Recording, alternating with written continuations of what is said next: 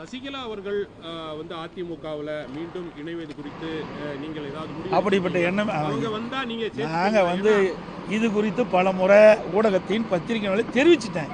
மீண்டும் மீண்டும் அதை கிளற வேண்டாம், அங்கே இடம் கிடையாது. அது சார் ஏன் போங்கல, அதெல்லாம் எங்கப்படி தனிப்பட்ட வரும். நாங்கள் இல்லைன்னா அதோட விட்டுருங்க. ஓபிஎஸ் சேர்வதற்கு வாய்ப்பில்லை, பல முறை சொல்லியாச்சு. அனைத்து ஊடக நண்பர்களுக்கும் பத்திரிகை நண்பர்களுக்கும் காலை வணக்கம். நேற்றைய தினம் மாண்புமிகு மத்திய உள்துறை அமைச்சர் மரியாதைக்குரிய அமித்ஷா அவர்களை அவருடைய இல்லத்தில் இரவு 9:30 மணி அளவில் சந்தித்தேன். தமிழ்நாட்டில் இருக்கின்ற அரசியல் நிலவரம் குறித்து கேட்டறிந்தார். தமிழகத்தை பொறுத்த வரைக்கும் திராவிட முன்னேற்ற கழக அரசு அகற்றப்பட வேண்டும் என்ற அடிப்படையில் அனைத்து இந்திய அண்ணா திராவிட முன்னேற்ற கழகம், தேசிய ஜனநாயக கூட்டணிகள் மற்றும் பாட்டாளி மக்கள் கட்சி, இன்னும் பல கட்சிகள் சேர இருக்கின்றன. ஒரு வலுவான கூட்டணி அமைக்கப்படும். எங்களுடைய கூட்டணி வெற்றி கூட்டணியாக அமையும். நடைபெறுகின்ற சட்டமன்ற தேர்தலிலே திராவிட முன்னேற்ற கழகத்தை வீழ்த்தி எங்களுடைய கூட்டணி அதிக இடங்களில் வெற்றி பெற்று ஆட்சி அமைக்கும் என்பதை இந்த நேரத்தில் தெரிவித்துக் கொள்கின்றேன். அதோடு திரு ஸ்டாலின் அவர்கள் அண்மையில் உறுதியளிக்கப்பட்ட ஓய்வு திட்டம் என்ற ஒரு அறிவிப்பை அறிவிச்சிருக்கிறார். இது அரசு ஊழியர்களை ஏமாற்றக்கூடிய ஒரு நாடகமாகத்தான் பார்க்கப்படுகிறது. ஏற்கனவே பழைய ஓய்வு திட்டத்தில் அரசுடைய பங்களிப்பு இல்லை. அவர்கள் பழைய ஓய்வு திட்டத்தை நடைமுறைப்படுத்த வேண்டும் என்று கோரிக்கை வைத்தார்கள். 2021 சட்டமன்ற பொதுத் தேர்தலின் போது திராவிட முன்னேற்ற கழக தேர்தல் அறிக்கையில் திராவிட முன்னேற்ற கழகம் ஆட்சிக்கு வந்தால் பழைய ஓய்வு திட்டத்தை நிறைவேற்றப்படும் என்று அறிவிப்பை வெளியிட்டார்கள். அதைத்தான் அவர்கள் வலியுறுத்தி போராட்டம் நடத்தி இருந்தார்கள். அவர்கள் போராட்டத்தை கையில் எடுத்தவுடன் திராவிட முன்னேற்ற கழக அரசு ஒரு நாடகத்தை இப்பொழுது அரங்கேற்றிருக்கின்றது. புதிதாக உறுதியளிக்கப்பட்ட ஓய்வு திட்டம் என்ற ஒரு அறிவிப்பை வெளியிட்டு அரசு ஊழியர்களை இன்றைக்கு தினம் ஏமாற்றிருக்கிறது. இன்றைக்கு ஒருங்கிணைந்த பென்ஷன் திட்டம், மத்திய அரசு அறிவிக்கப்பட்ட திட்டம் யூபிஎஸ், அதே வடிவத்தில் தான் இப்பொழுது திராவிட முன்னேற்ற கழக அரசு அறிவிக்கப்பட்ட உறுதியளிக்கப்பட்ட ஓய்வு திட்டம். எந்த வேறுபாடுமே இல்லை. அதில் பேரை மட்டும்தான் மாற்றி மாற்றி வச்சிருக்கிறாங்க. மத்திய அரசு அறிவிக்கப்பட்ட பென்ஷன் திட்டத்தில் பிரைஸ் இண்டெக்ஸ் இருக்குது, விலைவாசி புள்ளி உயர்வு. இவர்கள் அறிவிக்கப்பட்டது தற்போது டிஏ அகவிலைப்படி, அது 2 தான் பேர் மாற்றம். 2வது பழைய ஓய்வு திட்டத்தில் 10 ஆண்டுக்கு ஒரு முறை பே கமிஷன் படி ஊதிய குழு பரிந்துரைப்படி 10 ஆண்டுக்கு ஒரு முறை ஊதியம் உயர்த்தி வழங்கப்படும் அரசு ஊழியர்களுக்கு.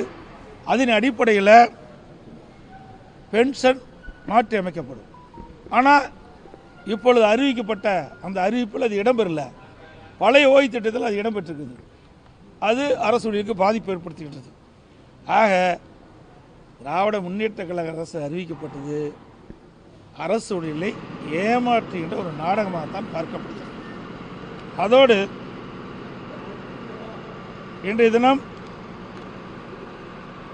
உங்கள் கனவை சொல்லுங்கள் என்று ஒரு அறிவிப்பை வெளியிட்டு ஒரு நாடகத்தை அரங்கேற்றுகின்றார் மக்களை ஏமாற்றுவதற்காக. அரசு பணத்தில் 50,000 தன்னார்வலர்களை வீடு வீடாக அனுப்பி மக்களின் கனவை சொல்லுங்கள் என்ற ஒரு அறிவிப்பை வெளியிட்டிருக்கார். இது பெண் அமைப்பின் மூலமாக ஆட்களை தேர்வு செஞ்சு இதை நடைமுறைப்படுத்துவதாக பரவலான பேச்சு. இன்னும் 1 மாதம் தான் இருக்குது தேர்தல் அறிவிப்புக்கு. இப்போ எப்படி போய் மக்களுடைய கனவை சொல்லுங்கள் என்று சொல்லி எப்படி நிறைவேற்ற முடியும்? ஆக ஸ்டாலின் அவர் முதலமைச்சராக பொறுப்பேற்றது இன்று வரை பெயர் வைப்பதிலே வல்லவர். ஒரு பெயரை வைப்பாங்க, ஒரு நாடகத்தை அரங்கேற்றுவாங்க, ஃபோட்டோ ஷூட் போடுவாங்க, பத்திரிகைகள் விளம்பரம் வரும். அப்படிப்பட்ட ஒரு ஆட்சி தான் நடந்துக்கிட்டு இருக்குது.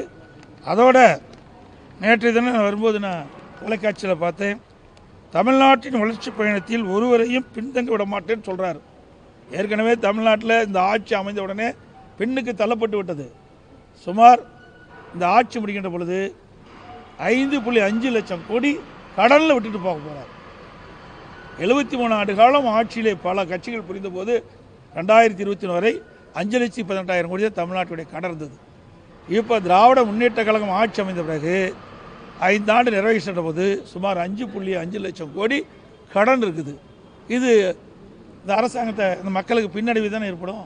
இந்த ஆட்சி ஏற்பட்ட பிறகு போதை நடமாட்டம் அதிகரித்து விட்டது.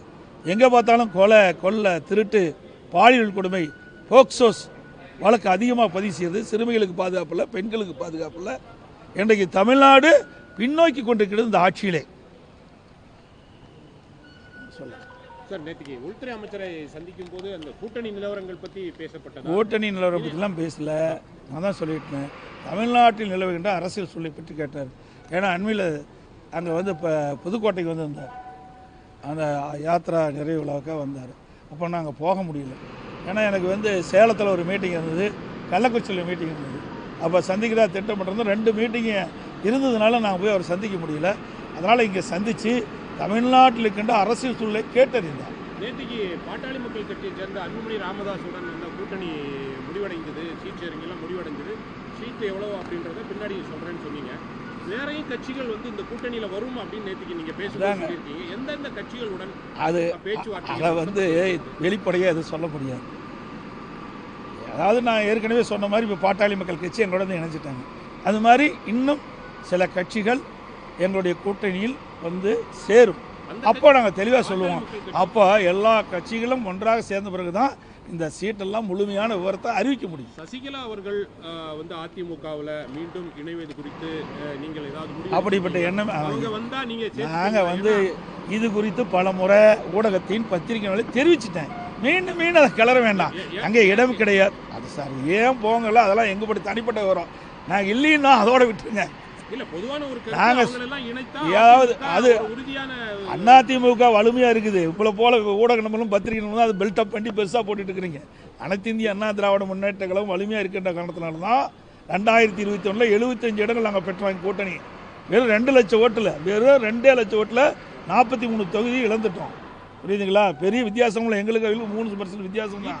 தினகரனுடைய கட்சி உங்களுடைய அதிமுக பாஜக கூட்டணியில் வரும். அதாவது தான் நான் சொல்றேங்களே, ஏசியமாக சொல்வதற்கு எதுவும் இல்லை. சில கட்சிகள் எங்களோட வரும், பேச்சுவார்த்தை நடத்திட்டு இருக்காங்க. அதெல்லாம் வெளிப்படையாக பேச முடியாது. ஒவ்வொன்றாக சேருகின்ற பொழுது உங்களை எல்லாம் அழைத்து நிச்சயமாக தகவல் தெரிவிக்கப்படும். நான் இப்போ வந்து ஒன்று சேர்ந்தாங்க பாட்டாளி மக்கள் கட்சி, உடனே உங்களை எல்லாம் அழைச்சி பேட்டி கொடுத்தோம்ல. ஓபிஎஸ் சேருவதற்கு வாய்ப்பில்லை.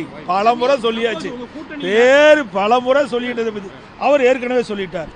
பார்த்தீங்கன்னா எங்களுடைய முதலாக ஹோட்டல் ஐடிசி கிராண்ட் சோலா முதல்ல எங்கள் கூட்டணி பேச்சுவார்த்தை அங்கே நடந்தது. அப்போ தான் மரியாதைக்குரிய உள்துறை அமைச்சரும் நானும் இணைந்து பேட்டி கொடுத்தோம். அப்பொழுதே சொல்லிட்டார், உள்கட்சி விவகாரத்தில் தலையிட மாட்டேன்ட்டாரு. அதப்படி தொடர்ந்து அப்படித்தான் சார். திருப்பி நீங்க கேட்ட பாருங்க, ஒரே வரி, நீங்க அதுக்கு இங்க இடமில்லைன்னு ஏற்கனவே இடமில்லைன்னு சொல்லியாச்சு, தெளிவுபடுத்தியாச்சு. அதை மீண்டும் அரைச்சமாவே அரைக்க வேண்டாம். இதோட 50 வரைக்கும் நான் சொல்லிட்டேன், டெல்லியிலையும் நான் சொல்லிட்டேன். நீங்கள் உங்களுக்கு விறுவிறுப்பான செய்தி வேணும், பத்திரிக்கை வேணுங்கிறதுக்காக சார் அதை எப்படி இதெல்லாம் வெளிப்படையாக சொல்ல முடியாது சார். நாங்கள் சேர்ந்த உடனே உங்களுக்கு தகவல் கொடுக்க போகிறோம். அதில் அரசியல் கட்சி என்பது ரகசியமாக தான் அரசியல் கட்சிக்கு அதுக்குன்னு ஒரு அந்தஸ்து உண்டு. புரியுதுங்களா? அது வந்து பேச்சுவார்த்தை நடந்துகிட்டு இருக்குது. உள்துறை அமைச்சர் தமிழ்நாட்டுக்கு வருவதை பற்றி ஏதாவது நேற்றுக்கு பேசப்பட்டதா? எப்போ வர்றாங்க அதெல்லாம் நாங்கள் அறிவிப்போம். ஏன்னா அதான் அரசியல் சூழ்நிலை பற்றி பேசியிருக்கிறோம். என்னைக்கு பாரத பிரதமரோ அல்லது மற்ற மத்திய அமைச்சர்களோ வருகின்ற பொழுது நிச்சயமாக ஊடகத்துக்கு தெரிவிக்கப்படும்.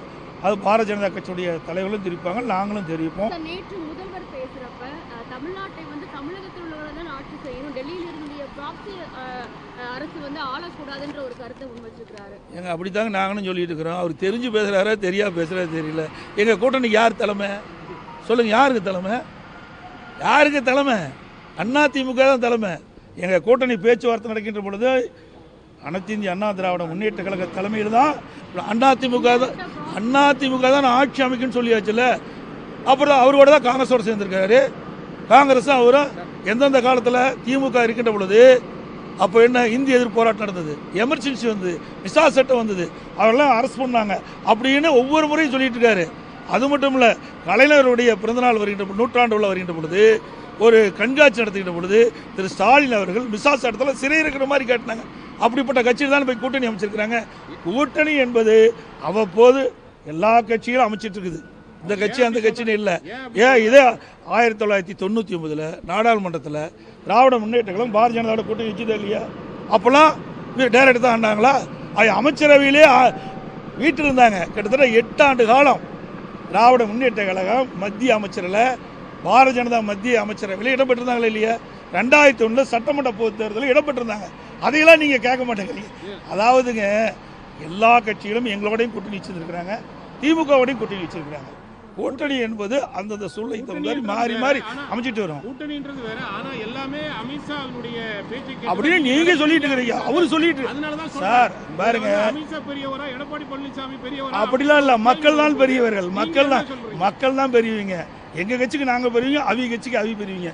இவர் வேற வழியை சொல்றதுக்கு வழியே கிடையாது. வேற என்ன குற்றம் சொல்ல முடியும்? அனைத்து இந்திய அண்ணா திராவிட முன்னேற்ற கழக ஆட்சி சிறப்பான ஆட்சி. எங்க ஆட்சி பத்தி குறை சொன்னா நாங்க பதில் சொல்லுவோம். எப்போ பார்த்தாலும் மதவாத கட்சி, அப்படி மதவாத கட்சியில் நீங்க எப்படி போய் சேர்ந்தீங்க? நீங்க 8 ஆண்டு காலம் நீங்க அமைச்சரவை இடம்பெற்றிருந்தீங்களே, அப்பெல்லாம் மதவாத கட்சி இல்லையா? அதே கட்சி தான் இப்போ தொடர்ந்துட்டு இருக்குது. வேற கட்சி வந்துருக்குது. வேற வேற வேற அந்த நிதியில் பிரைம் மினிஸ்டர் மாறலாம், அமைச்சர் மாறலாம், ஆனால் கட்சி பாரதிய ஜனதா கட்சி தான். அந்த கொள்கை அதே கொள்கை தான். ஆனால் வேண்டுமென்றே திட்டமிட்டு வேற எங்களை குறை சொல்வதற்கு எதுவும் இல்லாத காரணத்தினால இப்படிப்பட்ட ஒரு குறையை கண்டுபிடிச்சி ஒரு தவறான செய்தியை, அவதூறான செய்தியை முதலமைச்சர் பரப்பி வர்றாரு. திராவிட முன்னேற்ற கழகம் தோல்வி பெறுவது உறுதி. எந்த காலகட்டத்திலையும் வெற்றி பெறாது. அதிமுகவை பொறுத்த வரைக்கும் கடந்த 4 ஆண்டு காலம் சிறப்பான ஆட்சி கொடுத்தோம். எங்களுடைய ஆட்சியில் எந்த தவறு சொல்ல முடியல. இப்போ முதலமைச்சர் தவறு சொல்ல போகலாம். இப்போ எவ்வளோ ஊழல் நடந்திருக்குது, அவ்வளோ ஊழலையும் மேதக ஆளுநர்கிட்ட சப்மிட் பண்ணோம்.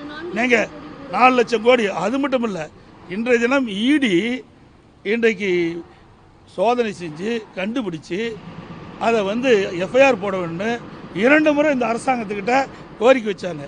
ஆனால் அது அந்த கோரிக்கை இந்த அரசு ஏற்கலை.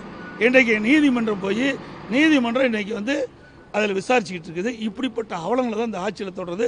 அனைத்து ஊடகங்களுக்கும் பத்திரிகைகளுக்கும் நன்றி, வணக்கம்.